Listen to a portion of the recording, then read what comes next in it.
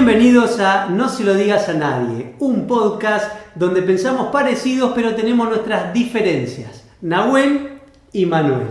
Y hoy estamos aquí para conversar sobre uno de los exponentes más grandes en la historia de toda la magia mundial, del universo, de todos los planetas y del sistema solar también. Hoy vamos a conversar de la filosofía, de los conceptos más importantes del gran Dai Vernon. Para empezar, me gustaría, para entrar de lleno ya en tema, conversar sobre uno de los conceptos más importantes que nos dejó Vernon, que es el de la naturalidad. Be natural era la frase que él decía, ¿no? Si bien esto está tomado de el doctor Eliot, el mentalista, que es anterior a Vernon, Vernon lo desarrolló y le agregó un plus y lo trasladó a la magia, porque el mentalismo y la magia no eran lo mismo a principios del 1900 y fines del 1800. Entonces, quisiera que con Manu exploremos ahora un poco el concepto de la naturalidad. ¿Qué implicaba para Vernon la naturalidad? Un famoso concepto y también hay mucha confusión, ¿no?, acerca de qué significa ser natural, ¿no? Porque lo que es natural para uno no es natural para otro. Y Vernon era muy enfático en que el mago debe tener mucho poder de análisis y sobre todo de análisis introspectivo, ¿no?, de uno mismo, de analizarse a uno mismo, de conocerse a uno mismo para poder adaptar las técnicas al propio estilo y al propio ritmo y al propio autor, ¿no? Entonces a veces aprender una técnica no es suficiente, sino que luego de aprenderla y que te salga y de que la entiendas tenés que adaptarla, y eso te puede llevar una semana, unos días, unas horas, un mes y a veces años. Exactamente. Yo creo que este concepto, al principio cuando empezamos a hacer magia, estamos enfocados en tomar técnicas de otros, en incorporar ideas, conceptos y estrategias que vienen antes de nosotros. Y muchas veces están creadas por magos y por personas que no son como nosotros. Entonces nos cuesta mucho incorporarlas. Y cuando las incorporamos nos damos cuenta que o no se adaptan a nosotros o no van con la personalidad nuestra. Y ahí está también el desafío para transformar esas técnicas y que sean parte nuestra desde lo natural para que no se vea nada raro, ¿no? Sí. Un concepto que decía Vernon, que siempre es muy interesante, es que las técnicas no se deben anunciar, entendiéndose que no deben ser percibidas antes de que ocurran por el espectador, ¿no? No se deben anunciar, no se debe hacer la técnica de manera apurada, ¿no? Digamos, rápida, o cambiar el ritmo. No se debe sospechar la técnica, ¿no? Porque y no se debe ver, obviamente. Claro. Que eso también era un concepto que después Ascanio también tomó, que la técnica debe pasar totalmente desapercibida, no debe ni sentirse, ¿no? Y que Vernon, cuando decía una técnica, no se veía nada, pero no te dabas ni cuenta que hacía la técnica. El problema es que las grandes influencias de la televisión, del video, de la internet, hace que uno vea un mago y copie la gestualidad del mago. Por ejemplo, el famoso enfile de Juan Tamariz, ¿no?, que él dice chachán y después hace así en fila, ¿no? Claro, es una cobertura tan grande ese movimiento de brazos que hace que para un público profano que no te conoce el enfile sea invisible, no lo perciban, pero si vos le haces ese gesto a tu mujer o a tu hija te miran y dicen, ahí hizo algo, porque ese gesto no es natural a tu persona, a tu forma de ser. Por eso cuando la magia no es natural es muy difícil engañar a los familiares, claro, porque ellos conocen tus manerismos, conocen tu forma de ser, y de pronto ven que hay algo antinatural en tu forma de ser y encima dicen, ahí hizo algo, ¿no? Por eso uno engaña a los magos o engaña al público que no te conoce, pero para cuando vos realmente sos natural engañás incluso a la gente más amigo, a la que más te conoce, ¿no? Si te interesa saber más de este tema puntual, hay un artículo que lleva por nombre Be Natural de Dai Vernon también.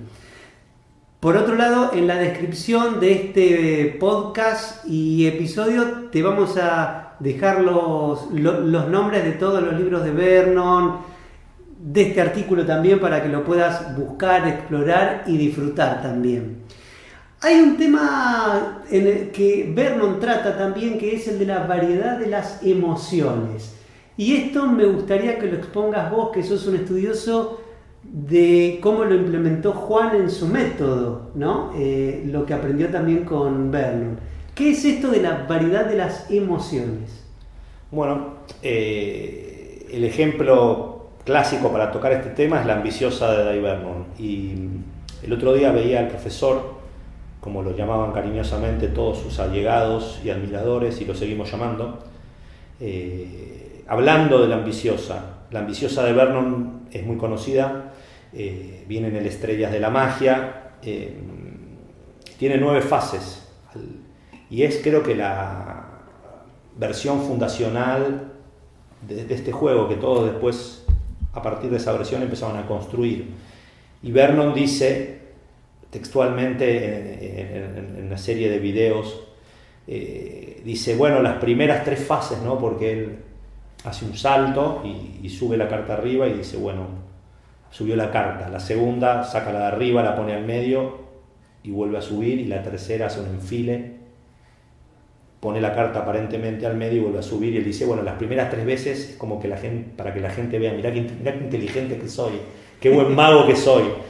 Dice, ahora empieza el verdadero entretenimiento, dice el profesor.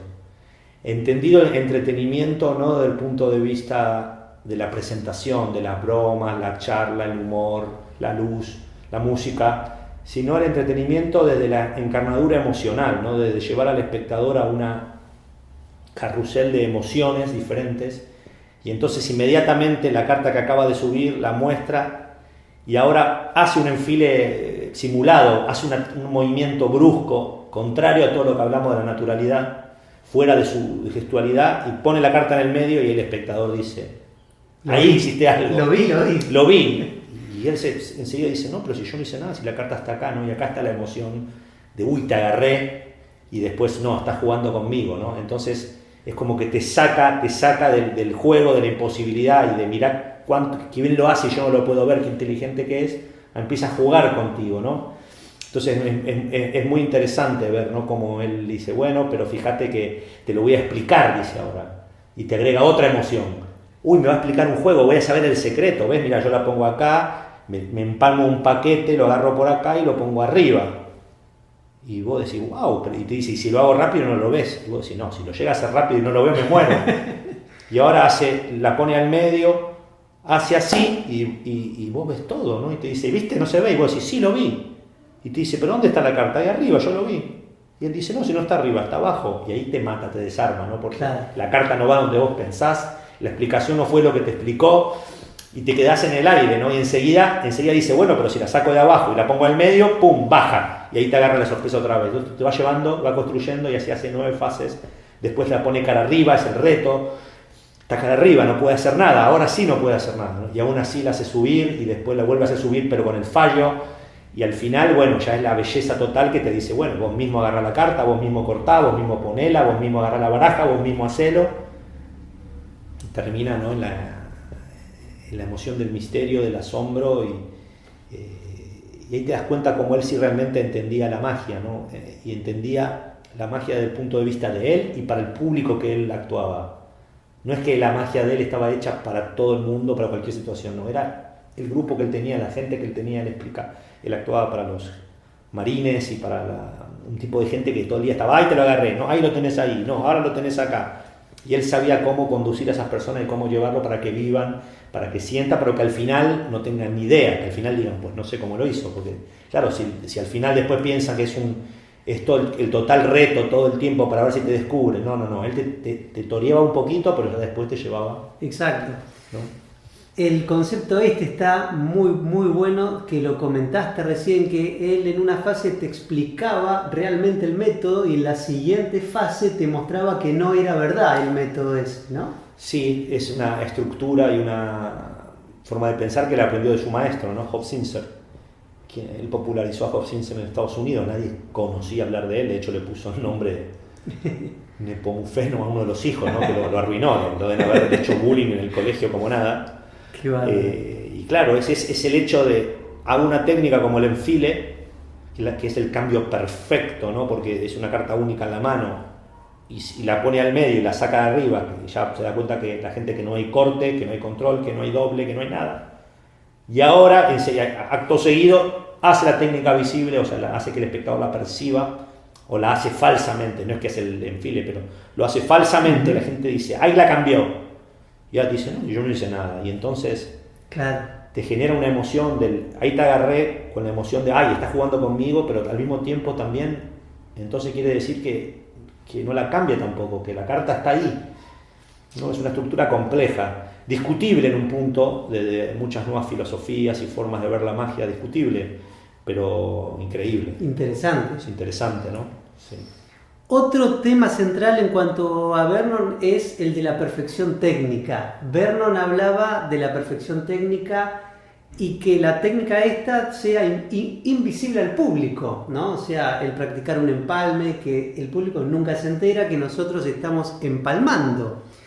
Y tiene un concepto que me parece central, que en su momento yo le pregunté a mi profesor de magia también lo mismo, ¿cómo me doy cuenta si ya estoy listo técnicamente para mostrar este efecto en el público? Y él en su momento me contestó con un concepto de Vernon. Vernon plantea que si practicas el efecto de magia 10 veces consecutivas y la técnica te sale perfecta, o sea, con perfección técnica al 100%, ya estarías listo para hacerlo en público. ¿Qué significa esto? Que si lo practico bien, una vez y me sale, 2 y me sale, 3 y ahí ya no me sale, tengo que volver al paso 1, porque son 10 veces consecutivas. Y este sistema de Vernon me parece a mí que es muy práctico para que uno se dé cuenta cuándo está listo para hacer algo en público y probarlo en público, porque al principio es una prueba, no sabemos si funcionará exactamente como nosotros pensamos o no, ¿no? Entonces, Vernon siempre habla mucho sobre la perfección técnica y no la descuida, como también habla de las presentaciones interesantes, como los hace del manco, ¿no? Claro, de acuerdo a la perfección técnica, también he de decir, este año tuve la oportunidad de estar con Howard Hamburg y hablé como unas 4 o 5 horas, le hice varias preguntas a Dave Vernon, y en un momento la conversación viró al juego del Kelly Button Replacement, ¿no? Que es una técnica donde la baraja se agarra con la mano como una garra, y a Vernon nunca le gustaba, ¿no? Ese movimiento, y me contó cómo Vernon estuvo horas tratando de modificar, y me mostró la versión del Kelly Button Replacement de Vernon, que no es muy popular porque al final hay muchas técnicas para lograr el mismo objetivo, y Vernon ni él mismo la usaba. O sea que esto vuelve al tema de la naturalidad al principio y al tema de la perfección y la constante meditación en la técnica para hacerla perfecta, ¿no? Para que se ajuste a tiempo, lugar y circunstancia, ¿no? Porque una técnica que vale para un momento no vale para otra, ¿no? Entonces Vernon era muy consciente. De hecho, hay una historia de Vernon que él se pone a leer, está en la casa de un mago, no me acuerdo del mago, pero le da un libro de leer y le muestra una idea y se va a trabajar el mago. Cuando vuelve habían pasado 6 horas y Vernon había aprendido el juego, había hecho una versión, o sea, había meditado por horas en un movimiento, ¿no? Entonces la perfección técnica es la capacidad también de poder meditar y pensar y analizar y mejorar una técnica por horas, ¿no? O por días quizás. No solamente la aprendo, ¿no? Sino que la analizo, cómo se ve, desde qué punto de vista se ve, qué ángulos tiene. Respecto a esto, yo vi a Juan, por ejemplo, cuando alguna vez uno le dice, bueno, que flashea alguna técnica o algo, y uno le dice, no es que Juan dice, bueno, lo voy a corregir, no. Cuando vos le decís a Juan y se ve una técnica en confianza, ¿no? Él enseguida te hace decir, bueno, a ver, ¿dónde se ve? Y cuando estoy acá, bueno, ponete acá, y ahora está 1 hora, y hasta en 1 hora la analiza la técnica, la maneja de manera que ahora vos te pones acá, y no se ve nada. Claro. Pero no es que solamente no se ve nada, nunca más se le ve esa técnica. No es que la mejora, llega al nivel que vos se la viste en un momento porque se descuidó o por lo que sea, pero cuando vos le decís, él se pone, te hace poner, es consciente, analiza, dice, por esto, el dedo, horas, pero nunca más se le ve. Por eso Juan es una persona que todo el mundo dice no tiene técnica. No es muy técnico Juan. La gente en general, los magos que lo conocen poco, dicen no es muy técnico. ¿Por qué? Porque Juan no se le da una técnica nunca. uno no la ve, no se le intuye la técnica. Claro. Porque ha llegado al grado de la naturalidad, no tiene naturalidad en los movimientos que él hace. Por eso es la peligrosidad de estar muy cerca de magos como Vernon, Juan, que uno después quiere trasladar eso a su propia magia, pero a uno no le queda más natural, pero a Juan sí. Por eso yo años estuve con Juan y yo no sabía que hacía, por ejemplo, ciertas técnicas. Hasta que un día la vi, no lo podía creer, que había estado años sin ver eso, ¿cómo no lo vi? Y porque es natural y porque lo hace en un momento bueno y no se ve. Exacto. Aparte de usar técnicas de sliding, relajación, tensión, etcétera, ¿no? Exactamente. Te saqué del tema de la charla interesante. No pasa nada. Perdón, No, exactamente. Vuelvo entonces un chiquitito Sí. al tema este.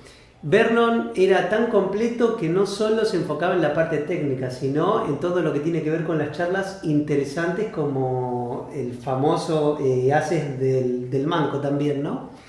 Y esto me lleva también a pensar que cuántas veces no nos damos cuenta y descuidamos todo lo que tiene que ver con la presentación a veces, o la técnica quizás, ¿no? Es como complejo encontrar el equilibrio entre la presentación y la técnica. O nos enfocamos más en una y descuidamos la otra, sea cual fuere, ¿no? Sin embargo, si nos enfocamos en crear una charla o presentación interesante, el efecto por sí solo cobra una magnitud mucho más grande. Por lo tanto, me parece interesante acá explorar ideas de presentaciones. Hay un juego interesante también que toca, que no es de Vernon, pero que tiene que ver con este tema, ¿no? En donde se expone el famoso mito de la publicidad subliminal, ¿no? Independientemente del juego, etcétera, etcétera, es de John Guastaferro. Me parece que uno puede ir llevando listas de temas interesantes para incorporar en las charlas, ¿no? Si nos paramos en la filosofía esta de Vernon de cómo hacer para que la charla sea interesante al margen del juego. Sí, vemos que Vernon tiene muchos juegos con presentaciones interesantes y otros que son meramente descriptivas las charlas. En todo caso, siempre pienso que una presentación interesante es cuando la gente quiere saber acerca de otra gente. Eso es lo que hace interesante, ¿no? Lo que hace interesante la magia no es la magia en sí mismo, es la persona. Es la persona que hace la magia y lo que hay detrás de esa persona, ¿no? Y la presentación viene a ser presentarse a uno mismo a través de historias, formas de contar, formas de hablar, pero es uno que se está presentando a través de un lenguaje, de un arte o de un oficio o lo que sea, ¿no?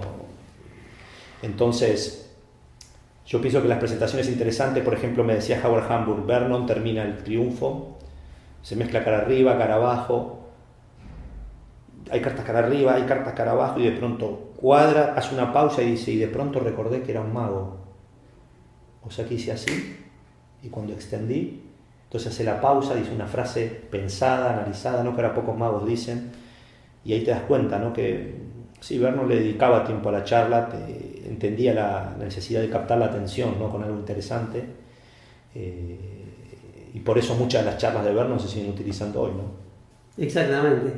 Ya estamos en los últimos minutitos del podcast, que luego vienen otros podcasts, quizás de Vernon también o de otros grandes pensadores y constructores de filosofías en la magia y de conceptos. Nos quedaron también, muchos ¿no? puntos. Un montón de puntos afuera.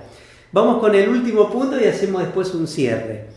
Vernon lo que planteaba también es que no hay que descuidar el usar todas las técnicas y todos los ardides y todas las estrategias que uno pueda si el efecto lo vale, planteaba él, ¿no?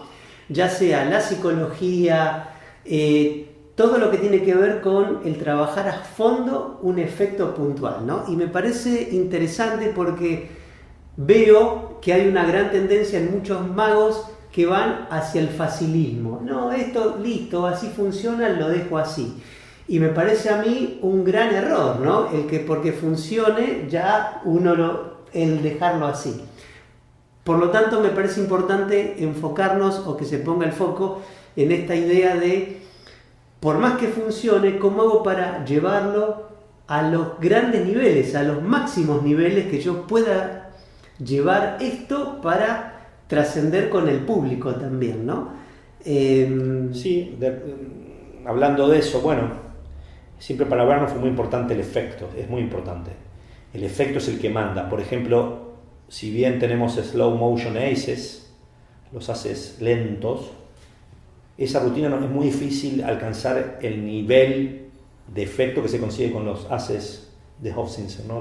Conocidos como McDonald, ¿no? Exacto, sí. Es muy difícil, entonces hay que ir cuando uno quiere hacer una rutina que es muy fuerte. Yo me acuerdo de ver a un mago joven acá en Argentina en el Bar Mágico haciendo esa rutina, no me acuerdo en qué momento la hacía, no sé si segundo o tercer juego, y era una ovación atrás de otra ovación, atrás de otra ovación, y yo decía, no puedo creer, es fuertísimo este juego, ¿no? Mira el impacto que tiene en la gente, porque los haces doble cara, no se puede superar eso con la técnica. Claro. Entonces uno debe decir, bueno, yo tengo que ir por el trucaje, porque el efecto lo vale. Me tengo que llevar las cartas, las tengo que agregar, las tengo que quitar, porque el efecto me lo vale. O si de pronto puedo lograr el mismo efecto con técnica, en el balance uno debe lograrlo con la técnica, más que con el trucaje, porque lo puede hacer en todo momento y debe perfeccionar eso, pero siempre usar la psicología. Siempre hay que balancear, pero el que te inclina la balanza es el efecto, ¿no? Y no tanto el método. Exactamente. Y para terminar entonces, el último punto del día de hoy, Vernon hablaba de que hay que observar mucho las acciones humanas en general para incorporar los movimientos normales y naturales en nosotros y engañar luego mejor a los espectadores. Cuando hablo de engaño siempre estamos hablando del engaño del arte, no el sano engaño del mago o del ilusionista, ¿no? Sí, porque los políticos miran mucho, deben mirar mucho porque les va bien ahí, ¿eh? Esos se engañan bien, ¿no? Eso les debe mirar bien, sí. Sí, Vernon era un gran observador, ¿no? El poder de observación y de análisis y de posterior decodificación, ¿no? del comportamiento humano es fundamental para el artista del engaño, porque cómo se levanta una moneda de la mesa o cómo se abre un estuche, ¿no? En el famoso juego ese que abrís el estuche, sacás vos mismo la carta y vos mismo la marcás, ¿no?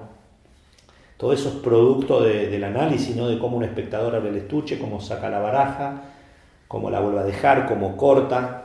Y eso hay que tener mucho poder de análisis y de decodificar después, ¿no? De poder analizar, pensar y decir, bueno, ¿cómo lo puedo aplicar? Y también análisis de otros y de uno mismo.